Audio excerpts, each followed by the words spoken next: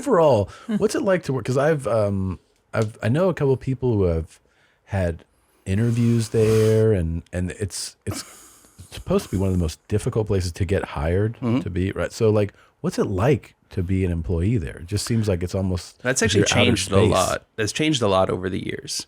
So when I first got hired there, that's when Larry was still running the company, and it was very much so kind of like, here's what you do. And you have a community there, and there was, weekly meetings where you could get together with all the coworkers. I mean, the pandemic hit a lot, but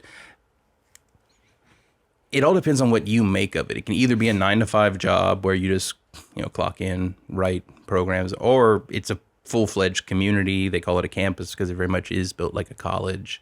They have invited speakers that come regularly. You can go to that. So it can either just be a job that you're doing 9 to 5, or it can be, most of your life. Mm-hmm. And what was the best thing to eat there? Because I heard the cafeteria was pretty rad. Yeah. So, oh God, I don't really recall any specific thing. You have a jam. You know when you work somewhere and you're like, I know where to get. Oh, well, there was a Southern barbecue place there that was good. Yeah. And whenever I would have guests, that's where I would take them, because the campus in Mountain View is built to where no matter where you're from, there's somewhere on campus that reminds you of home. What? Yeah. Really? Yeah. Like they have a bamboo garden. They have a place with alligators. They're these little like porcelain painted alligators in the middle of a swampy looking place. How inclusive. Very, very inclusive. Wow. Except of AI. They don't want to identify them as people. Yeah, not at all. I don't know if I would say Google's a particularly inclusive place. No? Well, I mean, if you are a well-educated white or Indian man, yes. Yeah. Then it's very inclusive. Very inclusive. What's wrong with that? Exactly. Yeah, what's wrong with those? That sounds awesome. Yeah. Any chicks? Any girls? Huh? I mean, most girls don't go into programming necessarily, right? Do they? I don't know. It's got to be a male-dominated field, right? Dudes do. Well, so this is one of the interesting things. Like, if you were just talking about generally in software engineering, yeah. But once you get into the AI ethics stuff, where I was working, the ratio picks way up. Chicks are into that. Yeah, it turns out that people who are discriminated against want to reduce discrimination a lot. Ugh. Stupid. Exhausting. I know. How many meetings did you have on like pronouns and like perfect behavior, So I actually went to so not very many on gender and pronouns. That just kind of, the culture picks that up. Yeah. Race, there was a bunch. Like, so Were you guys like, we have enough Indian people here, let's fucking switch it up? No, it was more like, so if you remember the whole James Damore thing, so a bunch of what, he was the guy who wrote a memo, got fired. He did a round of podcasts. And, Okay.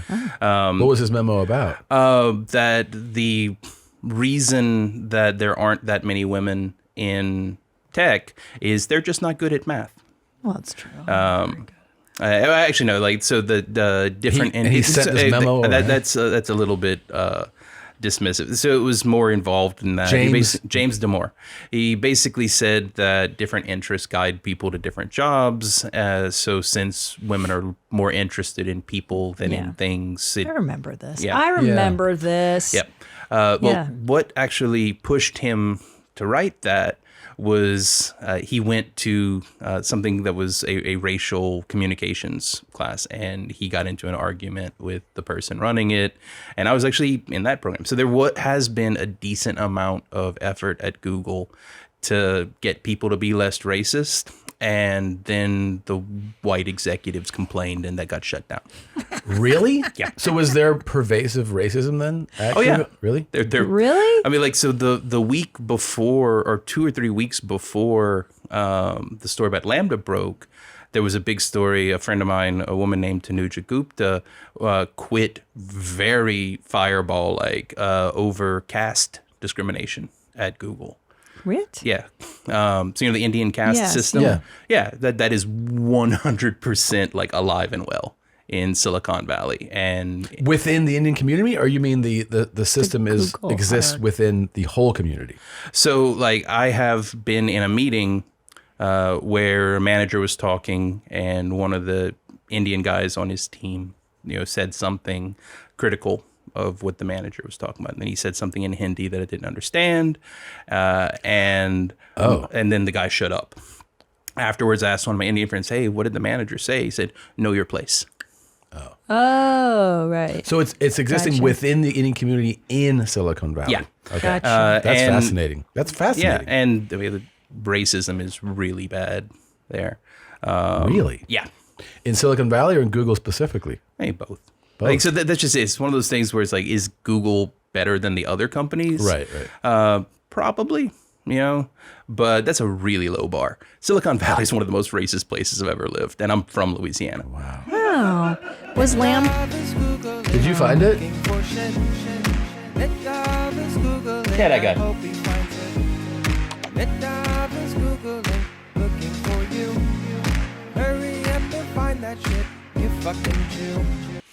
All right. This is he wrote it on a flight. And did he send it out on the flight and then land to his world changing? Well, what happened? It's always a fun story. Yeah. It wasn't that sudden. He was getting feedback and criticism on some mailing lists that, like, very specifically people who agreed with him could give feedback, and then one of them shared it more broadly, and then it blew up, and then within 2 days he was fired. Wow. So, but I guess I'm surprised, honestly. I mean, because I'm naive to it, that racism is that prevalent and I know. Yeah, Especially so- in California. well, You're like, Really? So you're from, or you went to school in San Francisco, so you're familiar with the area. You've also lived in Texas now. Which city in Texas are the black people in? Houston. So they're not here in Austin? I mean, they are, but yeah. if you're saying like what has a huge black population, I Well, would say yeah, Houston. but in the Bay Area, Yeah. it's Oakland. Right. Like Oh, that, yeah, like yeah, that yeah. is the city. Yeah. Then you have the level of segregation. Oh, the segregation. Okay. Yeah, yeah. the main thing that the civil rights movement was arguing against Yes. is still alive and well in Silicon Valley. Right. The percentage of employees at Google who are black is really low. Yeah. Unless you count, the janitorial and kitchen staff. Then it goes way up real quick. Yeah, I read this article too about which might contribute to segregation, like you're talking about. I would say this was more than 2 years ago, but I'm sure I can't imagine that it has changed much about the cost of housing in Silicon Valley. Mm-hmm. And they were showing, this article was showing homes that, honestly, I think most people would, they showed like the like 4 homes that were at the time on sale in the area, in this, and I forget which area because I know that there's each campus exists in a very specific area, but one of them, it's cited, had like 4 homes are on sale right now. And these are homes that I think if you looked at, you'd be like, I don't know, that looks like $165,000 house or something. And it was like 2.5 million. And then it was, people were like, I'm actually well paid and at one of these companies and I can't buy this house. It's just, it's too much. But it was like an extreme of driving up the cost of these places and maybe contributing to that segregation too. Yeah, in the orientation when you get hired at Google, there was a guy who would say, like, hey, if you got hired at this level, like most of you did, you'll get promoted if you do this, you'll get promoted if you do this, you'll get promoted if you do this, and that's when you can afford a house. Wow. Oh my God. Wow. So it's just accepted that like this is That just, you are not going to be able to afford a house unless you're a high-ranking executive. Yeah. Yeah. Incredible. Thank you for watching that highlight here from YMH Studios. That was a highlight or a clip, whichever word you prefer. You watched it, and there are so many more little bite-sized episode things. They're just click them. Maybe it's someone screaming or bleeding. Maybe it's just laughing at someone, making fun of them.